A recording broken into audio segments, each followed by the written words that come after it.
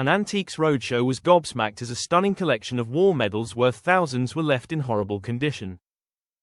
An Antiques Roadshow guest was left astounded by the unexpectedly high value of their war medals, despite what was described as their horrible condition. BBC specialist Mark Smith encountered a mother and daughter who brought in the family medals. However, he was taken aback by their lackluster upkeep. "So I've had these medals described to me today as Waterloo, Trafalgar, all sorts of things," Smith said with surprise, adding, "I've got to say to you, what have you done to them?" To which the owner replied with a chuckle, "Well, we obviously haven't looked after them very well." He elaborated on the piece. It covered the period 1793 to 1840. Now usually, you see it with just one clasp. The clasps are the little strips of metal you can see. And the one you usually see is this one here, which is Syria. When you have a Syria, you always get a little medal next to it which is called the St. Jean d'Acre. This one in silver.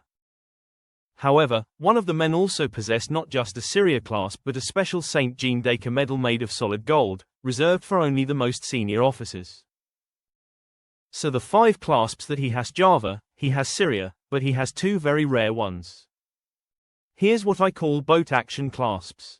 So these are people who volunteered to row over to an enemy vessel, climb up the side of the ship with the cutlass in the mouth and the pistol in the belt and be part of the gang that captured the enemy ship. Regrettably for the expert, the medal's condition hindered his examination, as he admitted, "I can't see what it says around the rim because they're so dirty, you can't actually read them," prompting laughter from the guests and audience.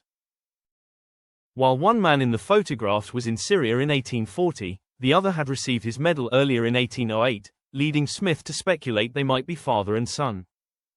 One guest humorously remarked, "They're both pretty ugly," to which Smith chuckled, "Well, I can't say that they're pretty ugly.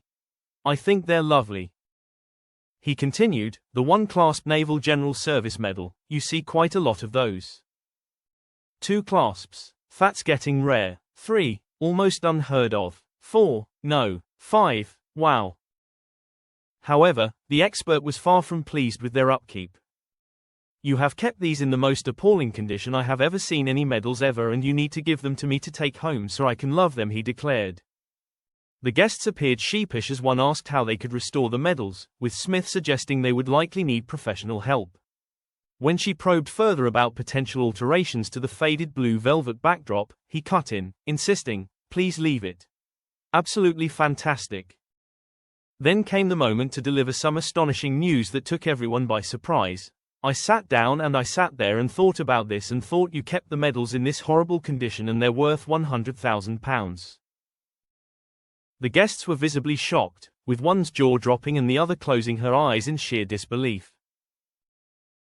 A brief hush fell over them as they began to laugh, then Smith elaborated, "Absolutely beyond stunning.